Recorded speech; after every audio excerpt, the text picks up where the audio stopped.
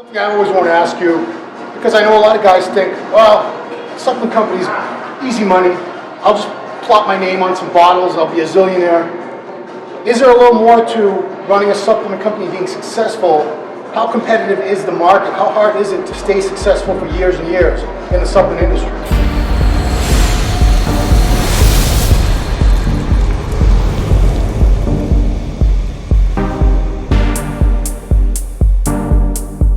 So we do legs today. We're in World Gym, and how would you pronounce that? How would you pronounce that if you were? Worcester. It looks like Worcester, but Worcester. it's Worcester. It's one of those Massachusetts things. So we're going to do legs. We're joined by owner of the new American Nutrition Center in Shrewsbury, Mass. Sean, how do you say your last name? Louisa. I've never been able to pronounce it. Sean is on the reserved list for the Indianapolis Colts. He's training legs with us today, and if you check out his leg, torn ACL, right? Yep. He's still going to train legs. But he's about twice as strong as us. So if today he uses half the weight, I think it's all going to even out. Here we go. We hit some legs. Let's do it. Awesome. We start legs. First exercise, we're going to do hamstrings first, and then go into frontal thighs. Doing leg extensions, leg press, squats. But let's start with the leg curls. So we're going to start with the lying leg curls to work the hamstrings. So Rich, the company, has gone through some restructuring, some big changes. So the question I think everyone wants to know is, what have you got in store for 2015 Gaspari Nutrition? Well, let me tell you, I'm really excited about 2015 for Gaspari Nutrition. As you said, we went through a restructuring. Basically, a business move that I had to do for the company. Right now, I still retain ownership of the company, and I am still the CEO of Gaspari Nutrition. Moving forward, we're going to look for a lot of new innovation, new marketing. We're really excited to go into the Arnold with a big bang. We got some new products that we're going to come up with that I'm very excited about. Bringing back what Gaspari is known for, and that's that edginess when it comes to the products. So for me, this is like a rebirth of Gaspari Nutrition.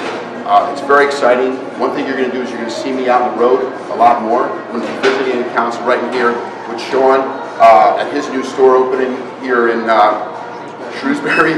I can't breathe right now. We did a really hard leg workout. And guys like him that are going to support the brand, build it up, NFL football player. So I'm very, very excited about what the future has in store for Gaspari Nutrition.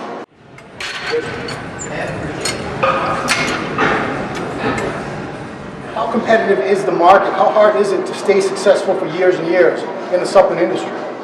It's very hard. I was a successful bodybuilder. I started competing when I was 14. Turned pro when I just turned 21, winning the Nationals and the Universe. From there, going on to the Olympia and winning all the shows that I have done. When I started Gaspari Nutrition, people thought that I was a successful bodybuilder that transitioned right into the company. I started from the ground floor.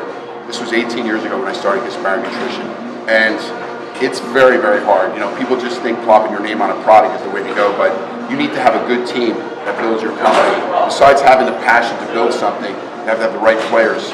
Our company went through some changes that affected the company, but I believe in what I've done, and I don't do anything for money. Of course, money's a great thing, but I do it for the passion. When I built Gaspari Nutrition, I believed in making the best products in the industry for the public, and I still believe in that. So I'm out more excited, more energized than ever, coming up with great products, but having the right business moves and making that business successful. We have our product globally. It's in over 110 countries around the world. That becomes very difficult to, keep, round up and make sure that, product pricing are not ruined. And there's a lot of things to play when you come up with a product, and a brand. So you get the brand out there. Once you have the brand out there, it's keeping that brand out there and keeping it going. And that's what people don't understand. That's the hard part. When I grew this brand, it was Rich Gaspari, the bodybuilder, building a brand, Gaspari Nutrition. Now Gaspari Nutrition stands on its own, where Rich Gaspari happened to be a professional bodybuilder. And the brand has helped keep me well known to the public. I got young 20-year-old kids that know what I did when I competed in bodybuilding by looking at my own films and watching it. So that's exciting that the brand has helped me continue on to keep my name out there. I wear knee wraps, not because my knees hurt, to prevent them from hurting. Just keeps them warm. Start getting a little older, you want to keep your knees warm. So don't have any type of injury. So that's why I wear them. You know, speaking of that, a couple guys that were bodybuilders back in the day and have retired and have supplement companies, you know, they don't all still walk the walk and they don't still train like this. You know, you're going to be 52 years old in a few months. You haven't stepped on it. 6 months. 6 months. I don't want to rush it. Hey, you know, you haven't competed since '96, I believe, was your last show. 96. I was going to go in '97. Yes. Okay, so why do you bother still training like this? You know, you don't need to train this hard. You don't need to be big and strong anymore. Why do you? It's just walking the walk. I love to train. I love to still show the younger guys that I can train just as hard. I love having the challenge. I'll take a 20-something-year-old kid that's going into bodybuilding, and he'll say, oh, you know, you used to train hard, you know, I don't want to hurt you. And then I'll put this kid through the workout of his lifetime and beat him up and make him throw up. To me, I still got it, even, you know, at 50 years old, I can still do that. I love doing that. It's just something that I have in me. I do believe, like, I want people to see that this brand has someone that, you know, believes in what he's doing. You know, I don't just make products and not try my products. Every product that I make, I use and I believe in. So that's a big difference. You know, the difference with my brand is, you know, there are bodybuilders that come up with brands.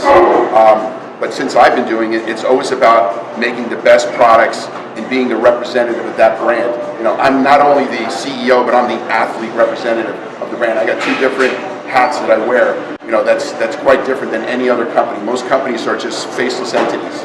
You know, we're not like that. Now, that's what makes Gaspari Nutrition different than any other company. Let's talk a little bit about the training, because you were renowned. People talk about the hardest training bodybuilders of all time, and some names that come up are Dorian, Tom Platz, and your name always pops up in that conversation. You know, you were legendary for the intensity, the weights.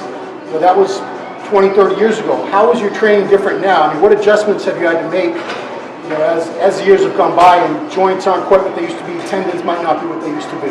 What's great is that I am in that category as the most intense bodybuilder, you know, in the world. I'm in the top 10 that I got listed. I still train really hard, but I do watch the weights that I handle. I do more drop sets. I do higher reps to prevent injury. I train, you know, 3 days on, 1 day off. I like to, you know, make sure that I recover. I train body parts only once a week now instead of twice a week because I need more recovery as I get older. I just watch what I train and make sure that everything that I do a complete warm up. Take a lot of joint products to help me, you know, for joint recovery, which is very important. You know, taking the right minerals, chelated minerals to help for recovery as well. And, I mean, there's just things that I do. It's, you know, getting that recovery as you get older. You can still continue training harder and harder. Yep.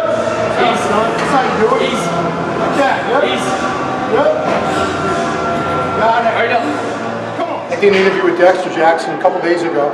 And one of the things he talked about is he's 45, same age as me now, and he's still on top of the game. He's probably going to win the next round classic and set the all-time record. But he's had the intelligence to not cave into the pressure, to still do things like very heavy back squats that would not be smart for a guy that's been at this for a very long time. Are there things like that that you've steered away from because you know they're just not a good idea? I love to squat. I used to squat almost close to 900 pounds at my best.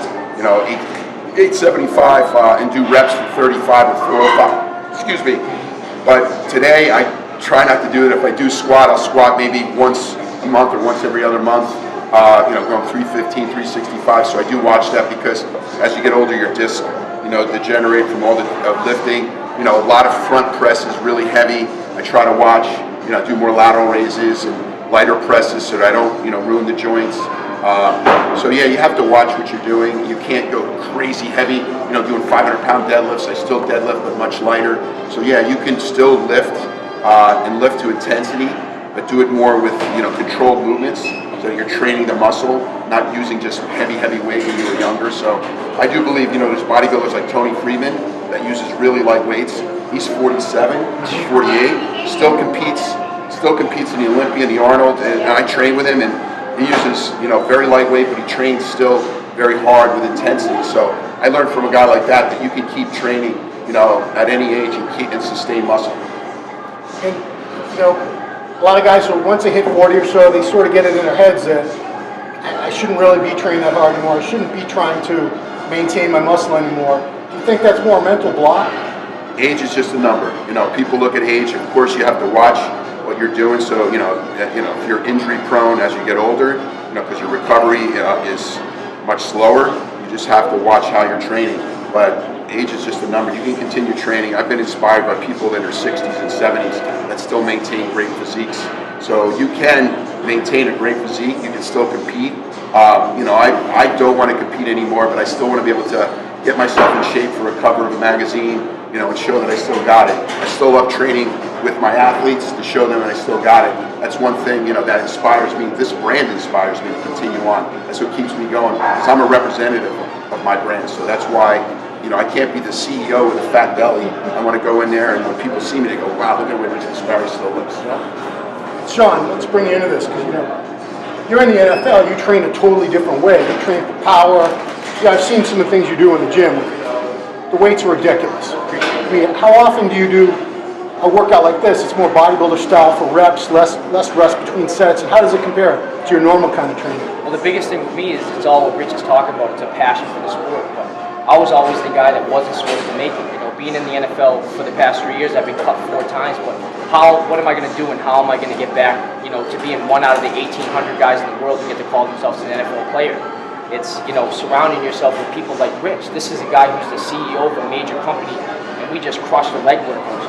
He just made me feel inferior, And that's, I tell him all the time, there's people who will train at gyms and they think they're alphas. They're not alphas, People like Steve Cardillo, this is a guy who actually wears his brand. He straps up with his belt and he goes out and tells you how it feels. This is a guy who actually takes the new Super Pump. He's coming here to try it and telling you it's great. He's not a guy who sits behind a desk who's telling you how to squat 500 pounds, who's never squatted before, a fat guy trying to tell you how to be skinny. This is a guy who lives it, breathes it, eats it 365 days a year, Every single day I wake up, I think I'm in second place. I want to do what the other guys aren't doing. So when I'm standing face to face with you, even though I can't see you right now, I'm making sure whatever I do right now is so I dominate you when I see you. So, surrounding myself with people who, he's 51 years old, he's still just as hungry as he was 30 years ago when he first came into the sport. That's special, man. Yeah, baby. Shit's coming through the pants, man. Yeah.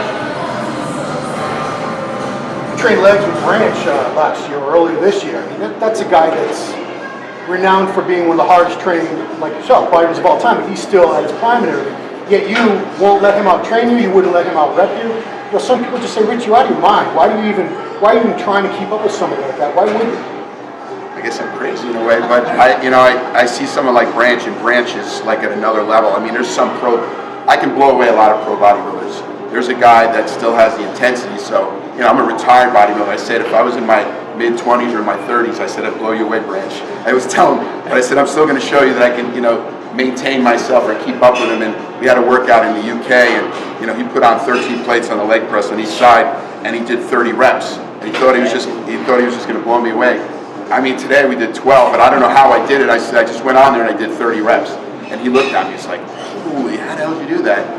I just, when I get competitive, I'll do anything to do it. And that's what's dangerous, because I'll stay away from training with him, because I'll try to use the weights that he's using and do it, but sometimes get hurt. I got hurt training front laterals, using 100-pound laterals on the front, and I basically just pulled my brachialis training with him. So then I said, I'm not doing that anymore, because I know that I'm just the type of guy that'll just push myself to the limits. But I love training. I train with Hidi Yamagishi, our other athlete. He loves training with me because I push him to the limit. So it's something that's just in me. It's like I was known as the hardest training bodybuilder, and now in my 50s, I said I haven't slowed down. I have slowed down for me, because when I trained, I used to have 2 training partners to keep up with me. But now I can train where, any guy who's an amateur bodybuilder, I'll blow him away.